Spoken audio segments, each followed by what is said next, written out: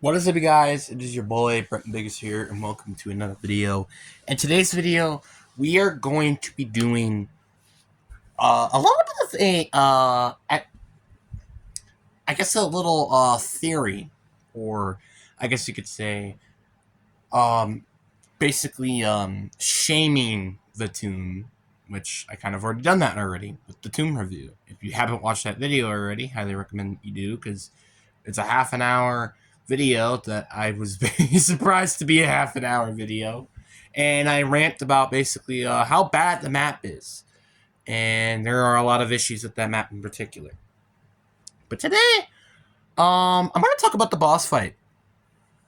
So, yeah, I really can't believe I'm about to be making the boss fight video, even though I just talked about the boss fight. But I guess today we're going to be talking about why I'm going to tell you that the boss fight isn't actually a boss fight. So, here we go. But before we get into today's video, like and subscribe. We are on the road to getting to 500 subscribers. It's free, you always can change your mind later. But anyway, enough said. Let's get into the video.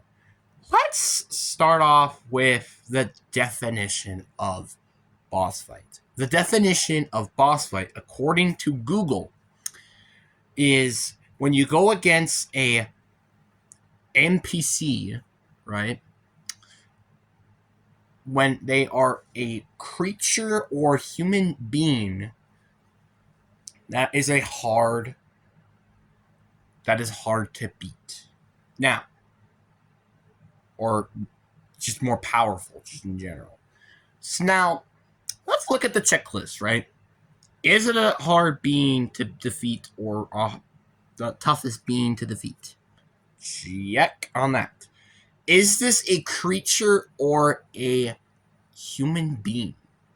That is not it. So, according to the definition of boss fight, this is not a boss fight. According to the definition. So, apparently, according to Google's eyes, this is not a boss fight. Which is a very interesting take. Because it's like, when I think of boss fights, right? I think of you go against a specific NPC creature, right? I don't expect us to go against a literal artifact, which is what the tomb boss fight is. So today, this is not a boss fight. Why? Because it's an artifact, not creature / human creature. So this means, according to Google, this is not a boss fight. Now you're like, okay, this is just stupid. Look it up. Do the research I did on Google. It will tell you this, and I'm not kidding with this. But why did I want to make this video to begin with? Because this boss fight is the most unique, but also one of the easily the worst Black Ops 6 boss fight, and I don't even think it's close. And that's saying something, because Liberty Falls boss fight, although kind of difficult, is way better.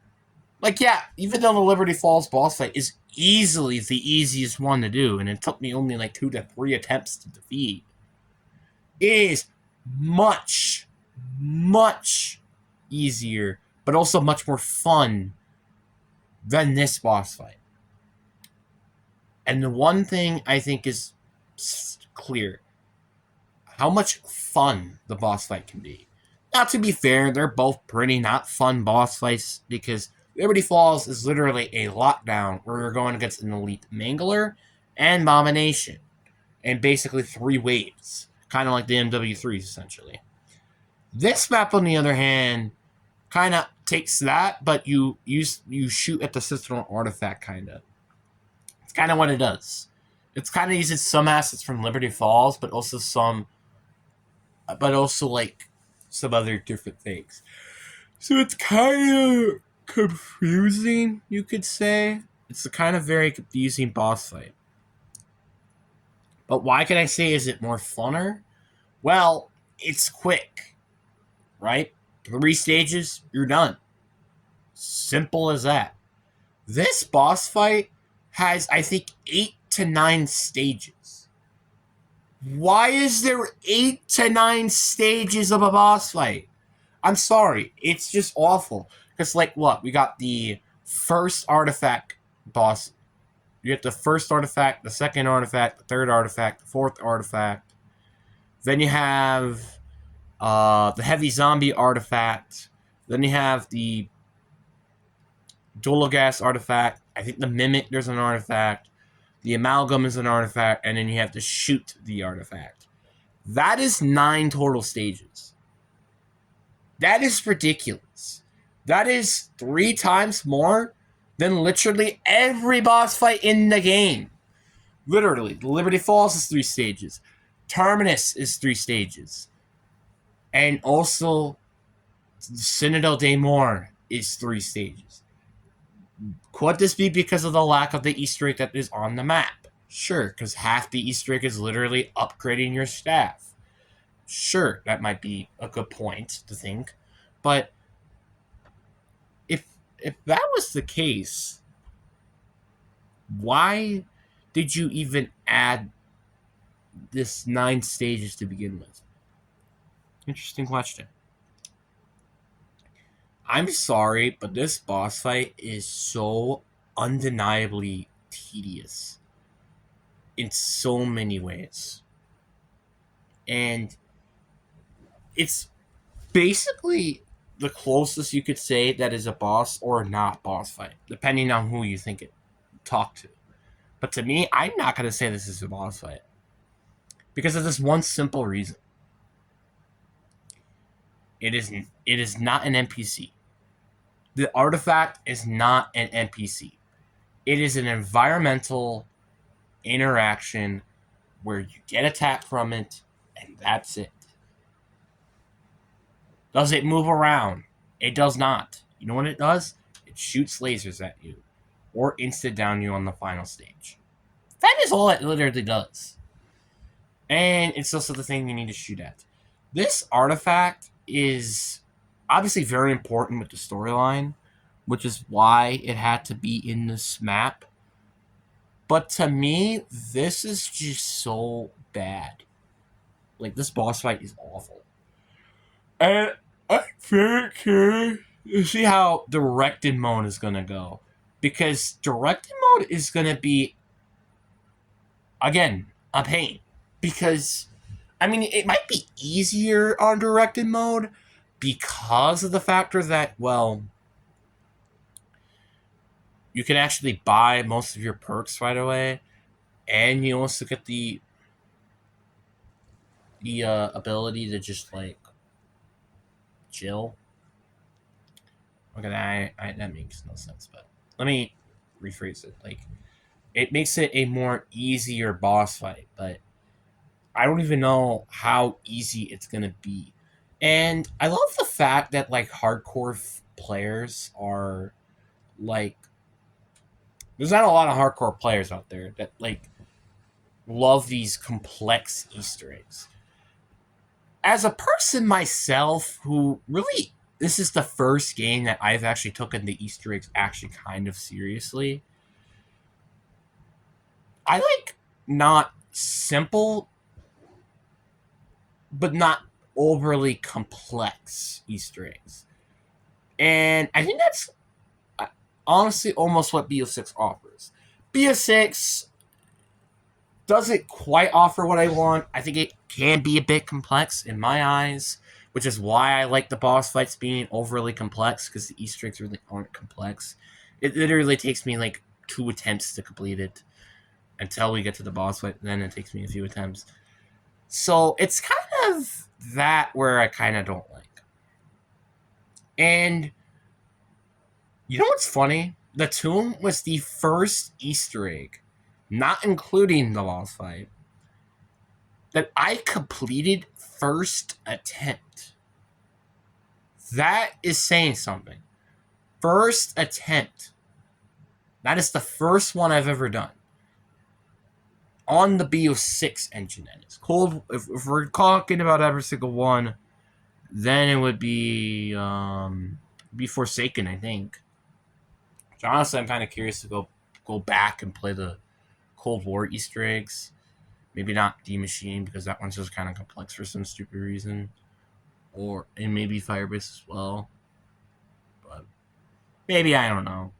Just because I'm kind of curious, and I'm just so like tired of how this map was. Again, it's very poorly designed, and again, I'll talk about, obviously, if you haven't watched the Tomb, highly recommend watching it. But this boss fight was so literally just this map poorly designed.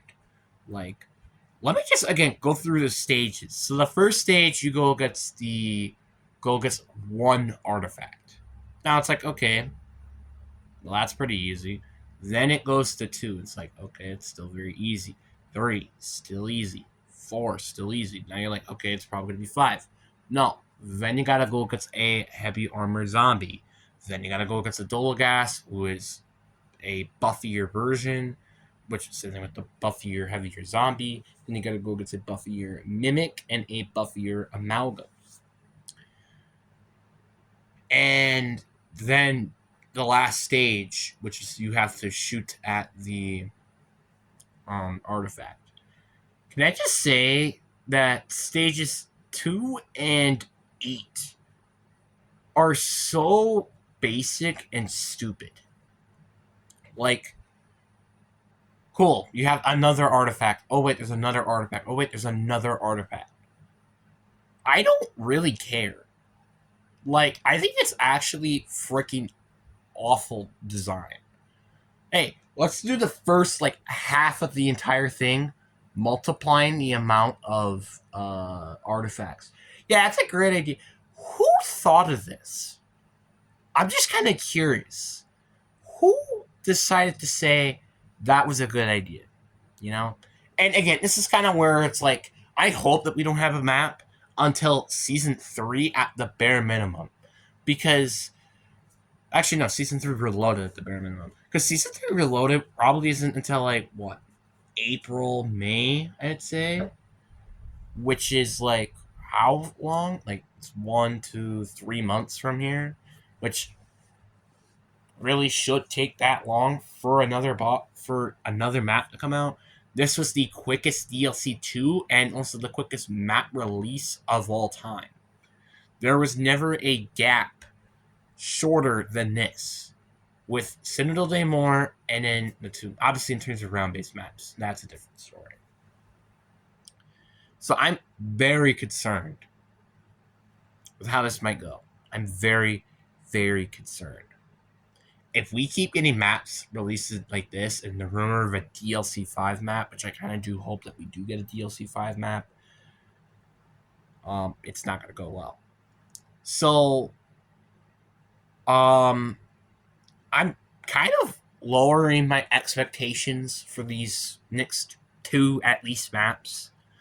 DLC 5 is supposed to happen, apparently. Apparently, there's supposed to be a 5th DLC, which that means if there is a 5th DLC, that means one of the following seasons should not have a round-based zombies map during the season, which I kind of hope could be season 3 or season 6. It kind of depends, or season 5. I want season 4 to be a guaranteed zombies map, depending on what happens with the DLC cycle. If we do get 4 DLCs, then we might have to wait until June or July, which that is a long time, and I think that might be the longest time we've ever had to wait for a zombies map. Ever. And that's including the Mauer and Firebase Z wait. Which that was a while, too. Remember that, too. So yeah, I hope that's not the case. I do hope that we do get 3 DLC maps, but I also hope that these are fleshed to being a good standalone zombies maps. Like, Terminus is a good standalone zombies map. Sentinel Day More is a good standalone zombies map. That is what I want, is good maps that can stand alone by themselves. That's what everybody wants. What you don't want are maps that you're going to be playing for a couple of days and then never play that ever again. Because I'm probably never going to play the team ever again. I mean, it's sad. That's probably what's going to happen because I just don't really care about this zombies map. This zombies map is awful. It's kind of all I have to say. I mean, like Hyrons isn't that bad, but they're also not fun at either, especially with the nerf with the ice staff. That doesn't make it even more funner. Like, I hate saying this because I really do like the two had a lot of potential for sure, but it just sucks that they kind of just ruined all this potential and stuff. So yeah. With the next map being the mansion, which was kind of what we've already seen with the Liberty Falls trailer, obviously, I'm very, very scared to see what this is going to look like. Apparently, according to leaks, this is supposed to be a very, like, small map, and looking at the trailer, this is probably going to be about the size of Kino der Toten, which isn't that bad because it's like, what is it? We have 1, 2, 3, 4 doors to power, which I think is like Liberty Falls basically. And then on the left side of the Kino, wasn't it like one? There's 1, 2, 3, and then 4. So yeah, there would be like 8 total doors to open on that map. Which, I mean, if we did get like a Kino der Toten size map, wouldn't be that bad. I feel like I would actually prefer that over what the tomb was. The tomb layout, like personally, I did not enjoy. I did not enjoy the layout that much at all. I mean, the rooms were nice. It's just like how they were laid out kind of wasn't the greatest. I mean, there were still good training spots, but that's kind of it. The ether was just kind of a mess, to be honest. A lot of tight spaces in that area. Wasn't a big fan of it. You know. But back to the point. Let's go back to the. And actually, speaking of which, the layout for the boss fight. Yeah, actually, that's a good point. Why is there 2 ammo crates? Now it's like, okay, it's not that bad having 2 ammo crates, but they're both on the top level. Nobody's even on the top level during this boss fight. Everybody's on the bottom. Obviously, I understand for every stage you get a max ammo. But does that help me at all? No. No, it doesn't. It's kind of ridiculous, this boss fight, man. And it's actually freaking dumb. I hate it so much. And then I gotta talk about the instant downs. Those are so freaking annoying. It's like you get a warning for instant downs. Like, for example, the Kraken, there's a warning for that hit, one hit. There is literally nothing you can do about the about these one hits. You have to avoid them, otherwise you're going to get one hit and you're going to die. There's no questions asked. It's frustrating. And the worst part about it, you can't even use Ether Stroud to even try to just ignore it. You can't even use that. That's kind of what frustrates me too. And yeah, and also, why do we have to recycle every single boss? I would have much rather had to go against 3 EMP mimics for the stages. So like 1 EMP mimic for the first one, 2 EMP mimics with the next one, which are these buff versions, and the 3 EMP mimics then for the last one. Because it would make more sense because, well, this map was the first map to introduce EMP mimics. And obviously and I'm also kind of disappointed that this boss fight did not use the EMP mimics like at all, because it's like Terminus used the amalgam. Sentinel did more. I guess with the fire one, right? That fire step when you have to get the fire medallion. Um, but that's kind of about it for that. And Liberty Falls, it used the Mangler and the Abomination for the Easter eggs, and also for the boss fight, which I really liked. I like when they use these like characters and make them important, like the Terminus with that side boss fight. I really like that.